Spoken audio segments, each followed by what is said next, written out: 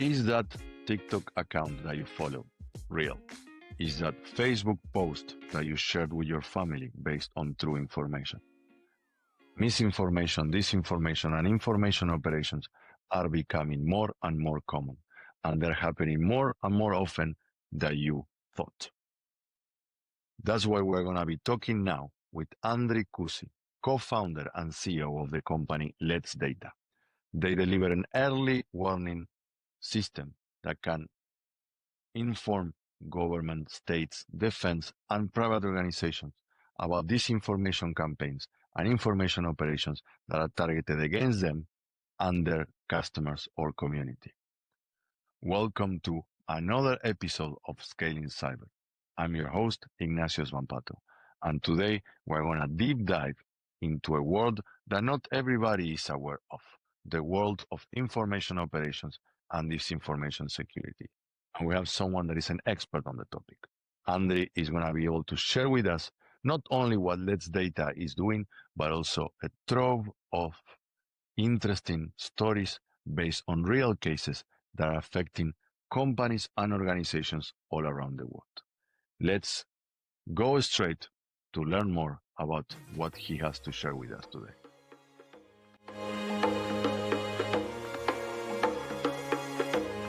Welcome, Andriy. Thank you very much for being here in Scaling Cyber. How are you doing? Doing great. It's a busy time of the year, but everyone is building their budgets for the next year. But it's great to be here. Thanks a lot for having me. And thank you for taking time. I know there's a busy schedule that you have. You're traveling a lot, recently, actually all the time. So tell me a little bit. I think people would like to know about LetsData, and how you got, to this journey that you're going through right now. So tell us a little bit about how you got to where you are today. That's an interesting story because it's rather unconventional for a startup founder. My background is in machine learning and AI, so I'm more of a technology person. Prior to LetsData, I led machine learning platform at Grammarly, like building platform that helps to scale products. But LetsData, we are working on in detecting information operations and disinformation. And this topic has been in my life for 10 years, I think now. I'm Ukrainian and in Ukraine, we have always been targeted by that, especially in 2013, 2014, and in 2022, even more than that.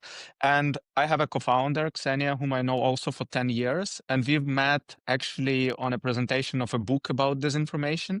And that's how we started talking. And I was fascinated about the problem itself, like analyzing the big data of the media and social media and trying to find the bots, trying to spot the anomalies, trying to spot the manipulations. It's just a hell of an interesting problem to solve if you are into the machine learning and into the graphs and so on. And that's how we've started working together with Ksenia as more of a social project. Yep. And then later on, we understood that actually there is a gap on the market in the solutions, and that's how we decided, okay, it's time to start a company, it's time to start a business in that, and that's how I became a founder. So, and it's interesting, right? Because like usually stories go like that when there is success, and I see that LetsData is starting to enjoy success. You stumble upon the topic. It's not that you were planning your whole life to become an expert in information operations and disinformation security. Yeah, I think with us, it's even like when we are asked how we started, it was that how we started actually a startup. It was that we had been working on a bunch of social projects, and suddenly one of the organizations with whom we've been working, they said, okay, we need to actually do this huge monitoring in like 50 countries, 30 languages, and we cannot find any product that would satisfy the needs. We know that you wanted to start something. Let's agree on something. Like we can even pay you in advance. And we were like, I think I usually say we were stupid enough to say yes. So we've got the initial revenues. On the initial revenues, we built the initial version of the product, which was hard to even call a product. But yeah, it was doing the job. And they were happy. And then by the word of mouth, we started scaling. And suddenly at some point I realized, okay, so I'm running a company. What do I do? How do I scale? You were already on the plane, and the plane had maybe one wing, and then it was just being built while you were flying, and all of a sudden you were in the air.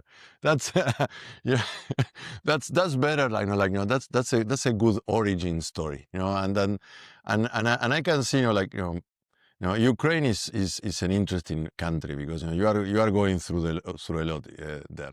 One of the outcomes of the situation is that a lot of experts in information security and information operations are now coming from Ukraine because you are really experiencing it and living it firsthand. Is most of the company still Ukraine based? How is the company conformed today?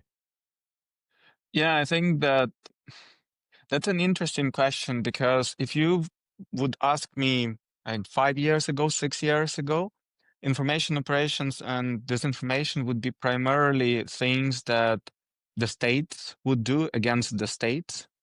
Yeah. But in the prep for the full-scale invasion of Ukraine, and in lots of things that were happening in the world in last years, let's say the hostile states, they built so much money into the problem, and they created the whole new market of disinformation for hire organizations that run as proper companies, which later wanted, as typical businesses, to scale. So they started searching for the new targets, and businesses and defense forces and civil societies and elections became those targets. Yep. So while in Ukraine, we've seen it at the initial stage when it was mostly just like a hostile state against another state, the techniques stayed the same, and there are a lot of cool Ukrainian companies that started in the information operations subject, but now they are scaling globally. They are scaling to the US, to the UK, to Europe, to the other markets, because techniques that are being used, the mechanisms are the same. They're just now being applied against the Western companies, elections, and other ways, and we are just in a good position to let's say, to apply the skills and the knowledge and the experience that we have in order to protect them. So majority of the companies that start in Ukraine now operate globally. Yeah, and that's something that when I was working at ESET, I experienced firsthand because you probably know, like ESET was quite popular in Ukraine, and it's still quite popular. So at the end of the day, by being an endpoint security company, you were having a lot of local intelligence that nobody else had because ESET was one of the most popular there. And the moments that, before the war started, you could start to see that we were able to report a lot of things that were happening, but then, the most common and most popular threat intelligence sources didn't see many of the things coming. And that's what actually caught my attention, when I started to find out more about LetsData. It's like, at the end of the day, you are able to tell organizations, public or private, that something is being cooked against them before it even starts to grow, right? That's basically the most powerful, proposition that you can offer. Yeah, and I think that's actually a great point, because the more we talk to the prospects and customers, especially in Europe, the more we see that they are lacking local intelligence. Mm-hmm. And the thing with information operations is that they don't really respect the borders. Like, they can start in somewhere in, I don't know, in Caucasus or in Moldova, but then the next minute they are targeting a company in Poland, or the next day they are targeting the company in the UK. Recently, we caught a new type of information operation involving a crypto scam targeting clients of the major banks. And this operation is being run from Southeast Asia, but it's targeting customers simultaneously in Czech Republic and UK, which is like, how do you even connect them? But for some reasons they are connected. Yeah. And then right now we are seeing this being scaled to the markets or maybe franchised to the markets in Spain and Portugal. So that's how it's showing, but it's still operating from Southeast Asia. And since it's targeted Czech Republic first, it was tested on Czech Republic. When it came to the UK or when it's coming to Spain, we already know how it works. We already know how to detect it, how to fight back. While some of the organizations that are running primarily, they're collecting primarily their threat intel in focuses in the markets like UK or the US, when it reaches them, it's already too late for majority Yeah. of the customer. Therefore, like there is a, as you said, a lot of the importance in the local and distributed intelligence. Yeah, and that's something that it is a reality of the markets, right? Like, the US is the biggest market in the world, so like majority of the vendors focus there and they develop their tools, focus on that, and it makes sense. But then there is no the rest of the world speaks a different language, speaks different, has different cultures. There are different companies. Those companies are huge. Local banks, in Spain, they're all over the world. Like German banks as well. We have a lot of pharmaceutical companies in Germany that are all over the world. And then the campaigns start in German, and by the time they go to English, that's the moment that these bigger vendors are seeing it. But you are able to cover many more countries and many more languages because you're focusing on those local situations as well. It's a great point about the languages, because we started 3 years ago and we started multilingual first. So we started by analyzing right away many languages. I think right now we are supporting 34 or 35 languages. And the thing is, back in the day, it was complicated for the cyber criminals and the hostile states to create a good quality multilingual campaigns. But that changed. That changed a year ago, and it's changing right now. That everything is in multiple languages, and you cannot distinguish that as a low quality translation anymore. So all of the campaigns that we are seeing right now, they're multilingual at the stage 0. And then if you at the patient 0, they're right away multilingual. And then if you are if you are scanning only English media space, then you are risking losing those campaigns. Recently, we had one campaign that was targeting Moldova. It started in Romanian, then was translated to Russian, then was translated to Ukrainian, then was translated to Romanian again, and it was like circulating all around Searching for Moldova. product market fit, right? Exactly. It actually was building the audience. It was like Yes. collecting a bit of the audience and credibility in Romania, then Yeah. collecting a bit of the audience and credibility somewhere in Russia, then trying to get something from Ukraine, and then finally targeting Moldova with like millions of views under the stories. And if you are scanning only one country and you're like just looking into one language, it's no way you understand that this is the same campaign. For you, it's just tiny fraction of it. You mentioned Moldova a couple of times, and I know that recently you have been helping and you were working closely with the Moldovan government because of the elections now in October, right? So we've been working with a group of the organizations in the country for the last 2 years, monitoring the media space of Moldova and the neighboring countries, and detecting the signals of information operations, and then basically informing them sending them the alerts on the early signals, and then helping them understand what to do in order to basically fight back and remediate against those information operations. And there have been hundreds of the information operations in those 2 years. I think, if I'm not mistaken, more than 700 Wow. alerts have been sent over the 2 years.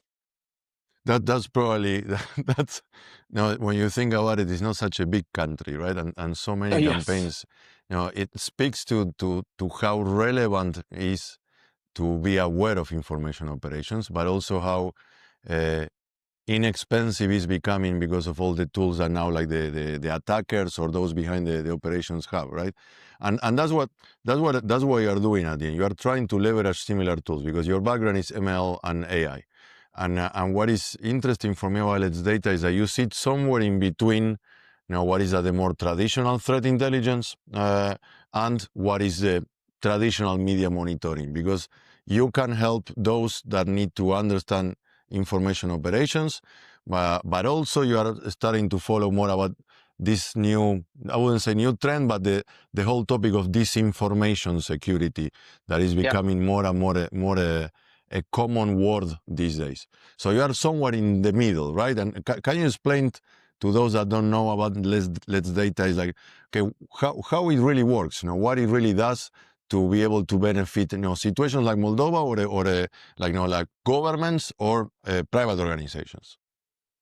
Yeah, it's actually your point about us being in the middle and closer to the threat intelligence. I think that's exactly That's right to the point, because we've been thinking about that a lot, and we like to think that we at LetsData are opening a window into the world of media and social media and information operations for the cybersecurity teams.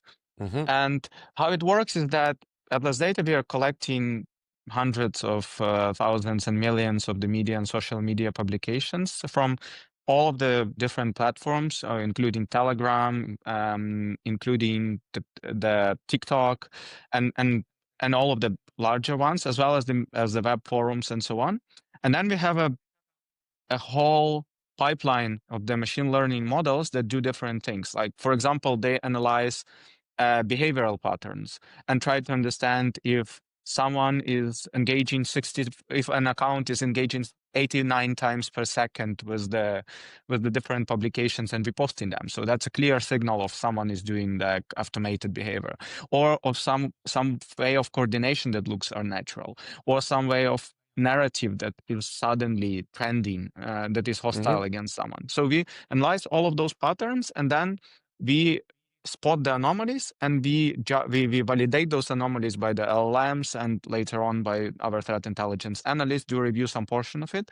And then we basically send alerts in a form of short intelligence alerts that tell you, here are 79 Facebook bots that are spreading a false story about your company, most likely in an attempt to do a short bet on your stock. Here is all of the evidence about like why it's coordinated. Here is how it's growing. Here is what it predicted to reach. Here's the evidence for you to report it to Meta for the moderation. So, and it contains all of the TTPs in a form of a disarm, usually, as a typical threat intelligence in the cybersecurity. So it's understandable to the threat intelligence teams and the cybersecurity teams, and that helps to basically act much faster, because it's cybersecurity and threat intelligence that have the tools to fight back to the SOC that would usually go and request a takedown. That's threat intelligence or cyber operation teams that will have a response and coordination to include the legal, the comms, and so on. They can actually involve the relevant teams to respond to those incidents, unlike if it's just being detected by, let's say, a comms team, which would usually don't have all of those instruments. And that is in a way the evolution, right? Because there is a lot of media monitoring tools out there, right? And they give you sentiment, and they're interesting and so on. And then they end up like somewhere in the comms team, and the comms team usually their main tool is, okay, how we react or how we respond to this story. That at the end is it's more like a verbal battle, right? Right? Is okay, they say this about us, we answer this other thing. Then threat intelligence has tools, like the SOC has tools. So the outcome of working with LetsData is, here you have something that is another source of a business problem for your company that is not a malware, it's not ransomware. Maybe it's related, because it can be that the campaign has a cybersecurity angle as well, and go and make the same thing that you will do to take down a phishing site. And that's why you appeal to the cybersecurity teams, that today cybersecurity is not only about malware, it's really about business continuity. So you are providing another way to keep the business secure from not only technical threats, but information-based threats. And that's an interesting evolution of what is happening in the space. And I see that Gartner recently started to talk about one of the priorities for CISOs following this trend is disinformation security.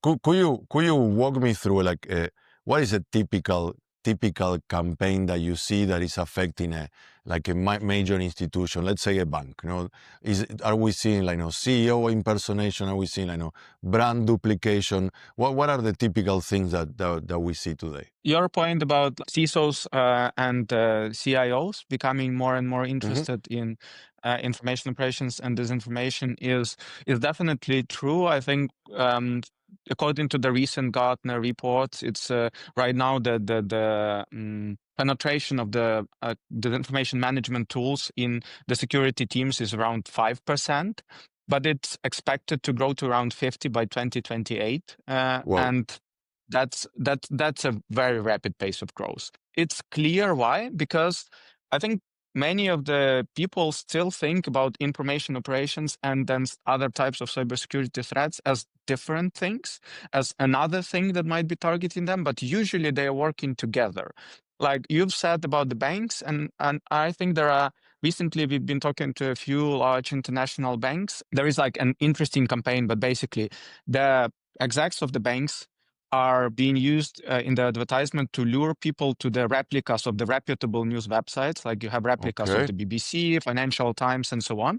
And those executives and the advertisement and the social media posts with their faces are luring people to the replicas. And on those replicas, people are being lured to the scam crypto apps which are branded on behalf of the bank. So, and basically like, here is another investment opportunity from our bank. Check it out. Here's my interview on BBC where I'm telling about it.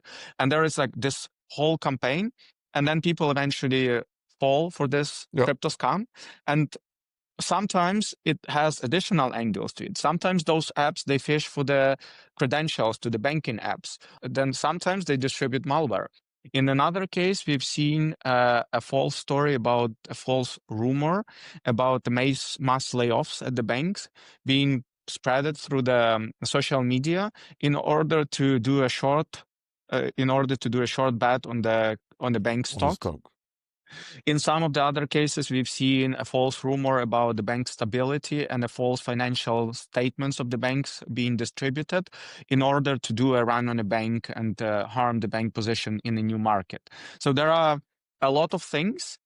And also last one, I think, which is very interesting, we've seen synthetic identities, unexisting employees of the banks, running recruitment on behalf of the bank, scamming people to later, like they would run people through the recruitment process and tell, okay, right now you are hired. We'll be sending you the equipment and so on and so forth. Just send us here like $500 for the shipment, and we will compensate it to you with the first compensation. And that will be done on behalf of the bank. People is but it's unbelievable, and it's very complex, right? Like it's multi-step. It's not like a simple, phishing type of attack that is just impersonating a brand. It's like there are too many steps to try to create some level of credibility, and then based on that credibility, see how they can, get the most out of whoever is the victim. Like maybe the victim is institution, or maybe are the clients or partners or employees.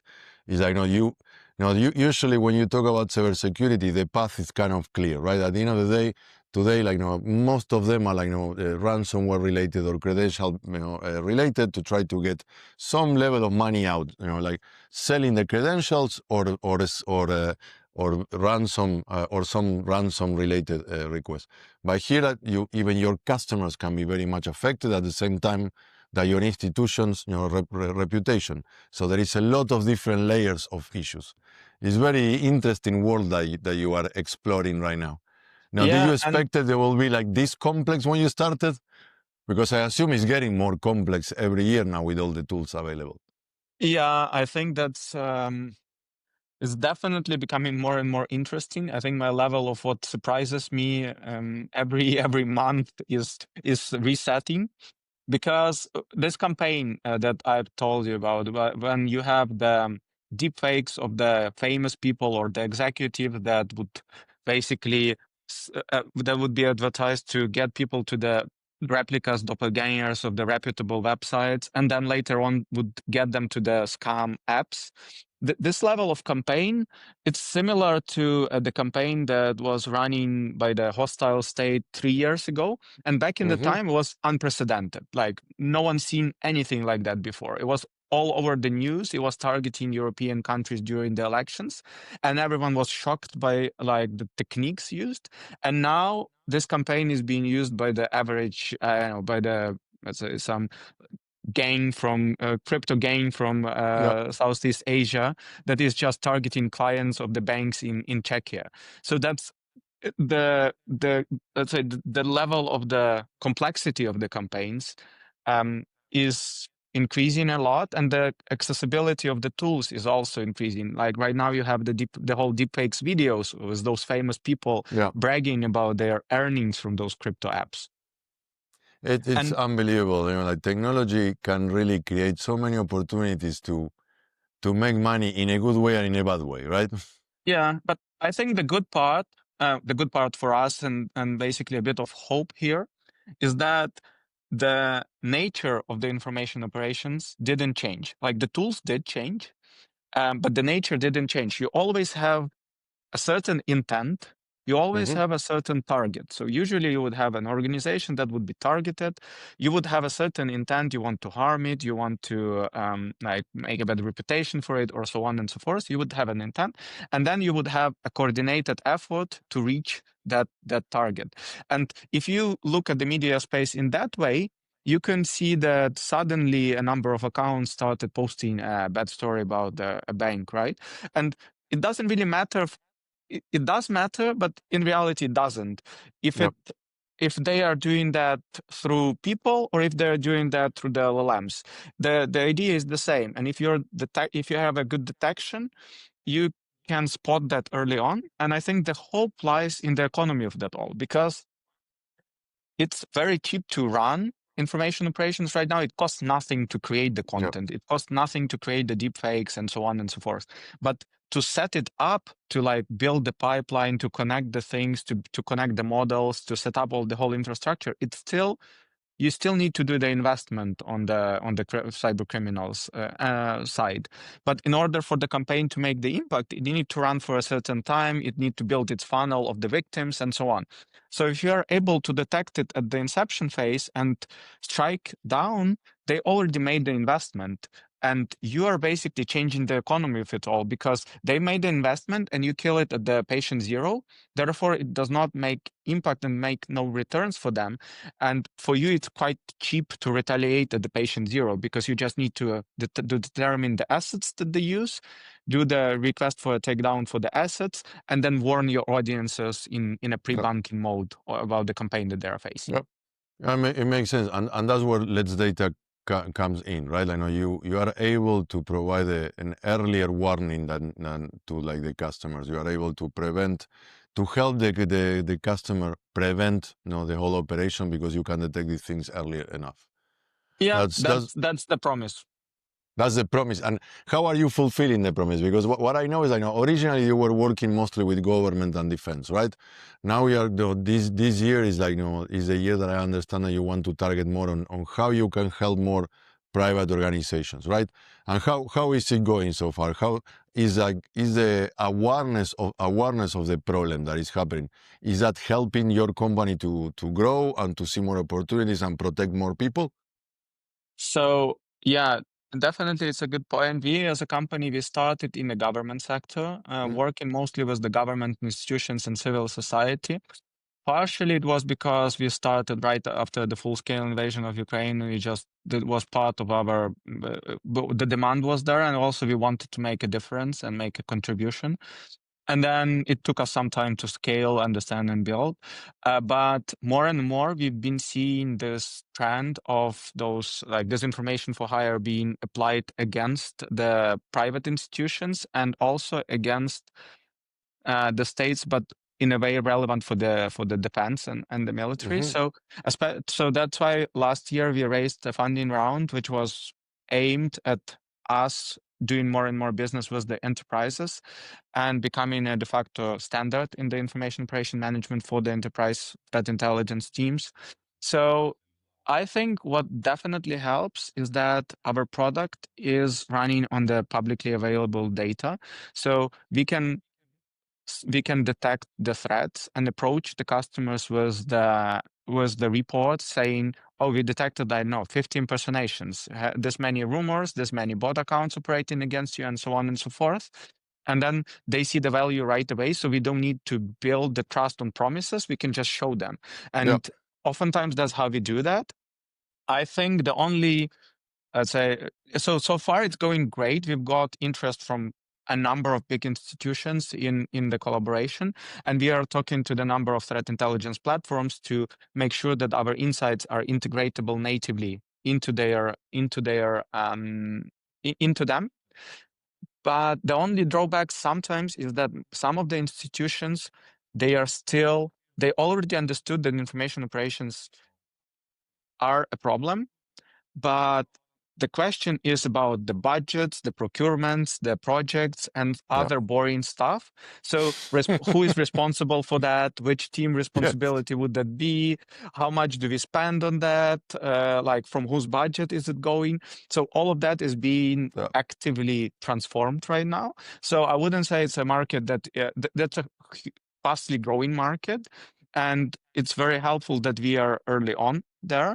I think the biggest growth is yet to come, especially from this 5 to 50, when majority of the organization would establish a clear procurement cycles, because right now we are pioneering that. With the customers with whom we work, we are like, so you need to integrate those teams, build those responses, and so on and so forth. And that helps to establish a standard, and the more standard we establish, the easier it's to scale. So overall, it's going great. There is lots of demand. It's not without the challenges, for sure, but those challenges are natural to the state at which the market is. Because it's very early, right? It's not a topic that the private organization were putting at the top of the priorities. What helps is that now, I think what I like about this space is that there is more awareness. And more awareness that is not just a comms problem, it's really a business problem, and that makes it relevant. And what I'm also finding interesting is that I think it helps companies like you. There is still not that much expertise, right? While there is a lot of expertise on malware and ransomware and phishing attacks, because that has been there for very long time, I see that there's still people, they understand the nature of information operations, but maybe they don't understand how they affect private organizations and how it works and how to stop them. And that's where you can come in, not only with a solution, but also with the expertise that you have developed, in a real battlefield, right? Yeah, I think that's a great point, because recently what we've been seeing is that some of the organizations who've been early victims of the information operations with those impersonations and so on, they started building internal processes for detection, but they still lack understanding oftentimes of the broader picture. So they oftentimes need they can be extremely good at detecting, but they oftentimes need a broader intelligence and understanding if it's something unique that is targeting only them, or is that a campaign that is running against the whole sector? And that helps to understand how to retaliate against that campaign. Yeah. And oftentimes we now more and more hear organizations coming to us and saying, okay, so we've been seeing signals of this and that campaigns. Can you help us understand, is that it, or it's much bigger than that? And why the hell do they do that? Why are they targeting us? What was the gain? How much do they earn on that?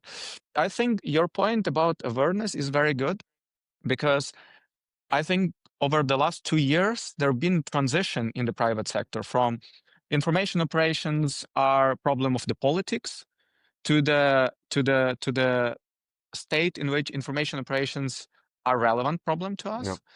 The only missing component which is being established right now on which we are very actively working is ROI, right? So we know the average harm and the average cost of the cybersecurity breach, right? And we can calculate how many attempts there have been, and we can calculate how much you spend on the tool and ROI.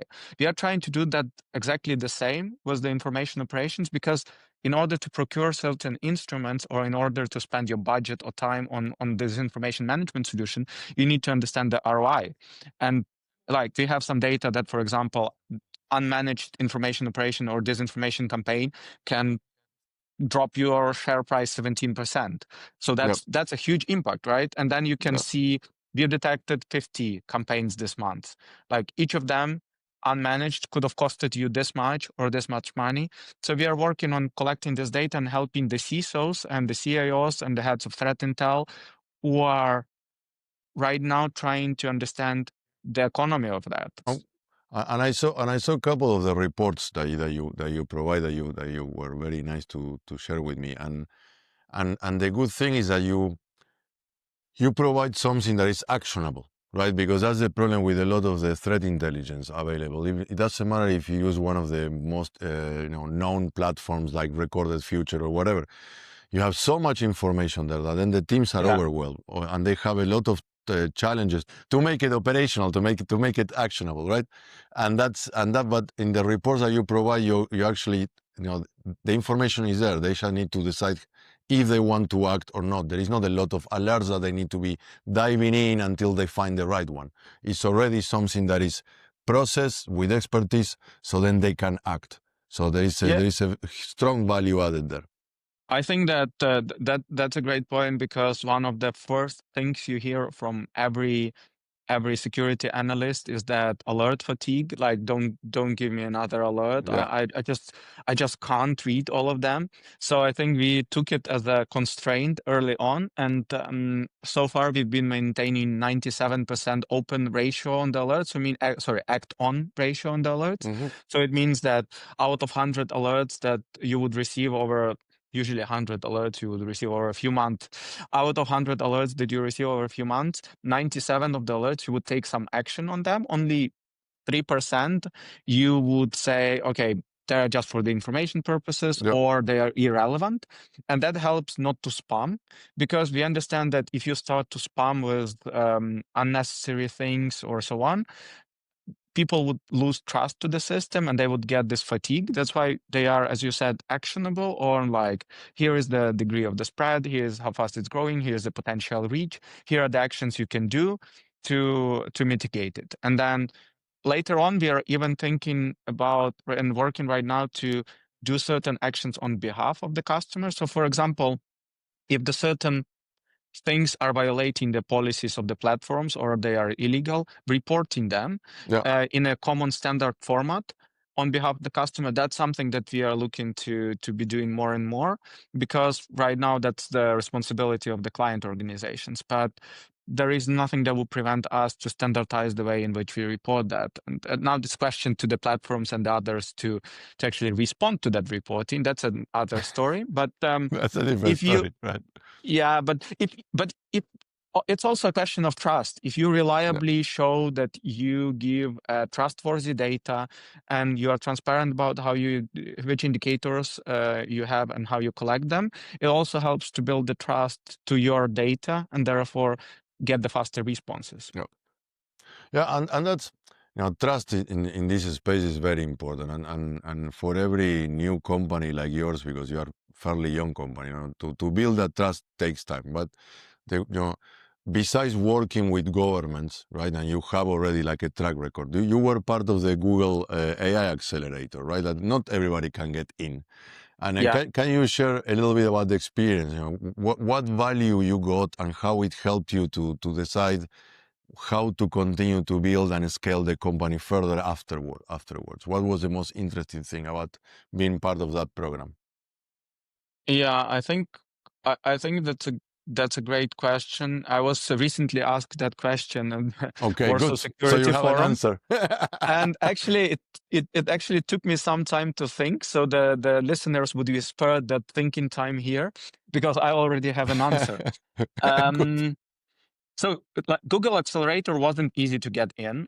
We went through the rigorous interview process, and they are very particular about not having the competitive companies in the same batch. So out of all of the information operation management companies as a sub niche, they had to choose in the batch which one would get in. So therefore, it's even more competitive, because there are quite a lot of the companies that are trying to do something like that. But once we've got in, there are a few things you get. You get access to the mentors and to the people at Google. You get access to the unique events. You get credits. I think in our case, like 100K on the Google Cloud credits. But all of that is important. But I think the credits, they are great. But what's then, and even sometimes in one of the programs, we even got the investment from Google in form of a grant. But the most important component is this trust, because there are, I don't know, 5,000 different cybersecurity startups competing for the attention of the Fortune 500 companies, right?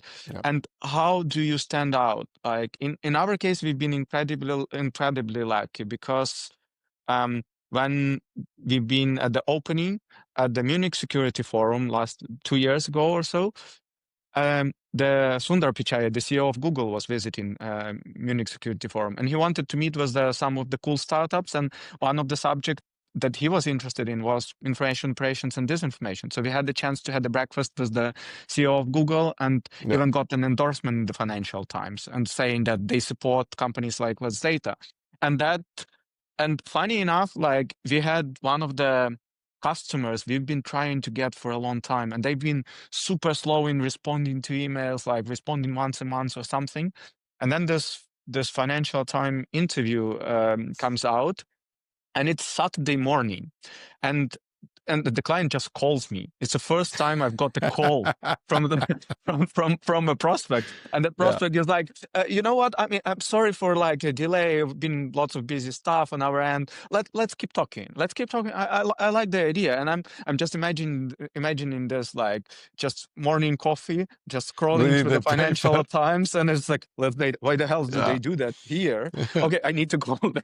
So that's a funny story, but that helps really to establish this credibility, and Google is sharing their credibility with you by this. And we've been very grateful and got a lot of the support from the mentors and ex-CISOs and active CISOs who are working at Google, at Mandiant, and other parts of the security infrastructure. So that's the most important component. And that's a huge platform to be able to build that trust, right? I know it's a good, let's say, it's an advantage that you have, because you show that you can be trusted, and then you have a way to display that. Yeah, we were chosen by this program, which is not something that everyone can get.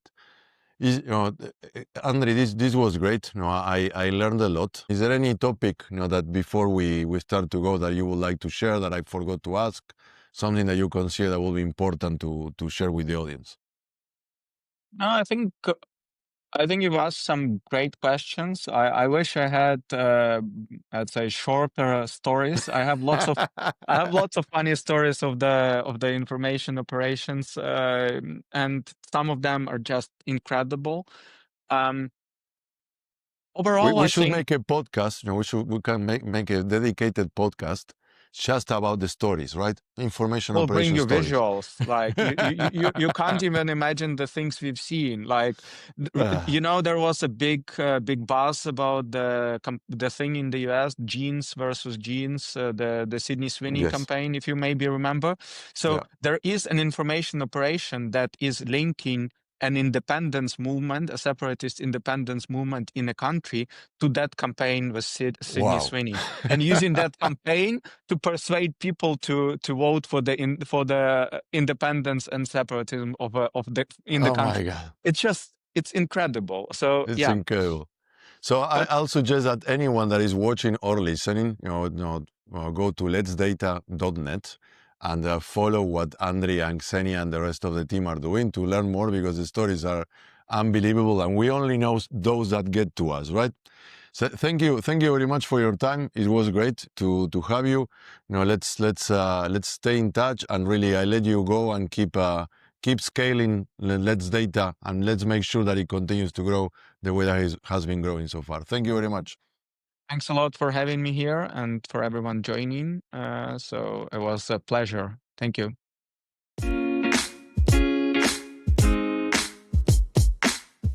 I hope that this episode of Scaling Cyber was as interesting for you as it was for me. Andriy shared a lot of very unique stories with us about how it is to build a company out of Ukraine in the middle of the war, and how it is to protect organizations, both private and public, against information operations and disinformation security. The type of stories that he shared are very much unique, and there are very few companies that are really developing this space in the way that LetsData is. I'm really looking forward to see how they continue to grow and they continue to protect people like you and me from this type of threats. Thanks again for being part of another episode of Scaling Cyber. Remember, you can subscribe on YouTube, Apple Podcast, Spotify, or Substack. And I leave you until the next one. Stay safe and keep building.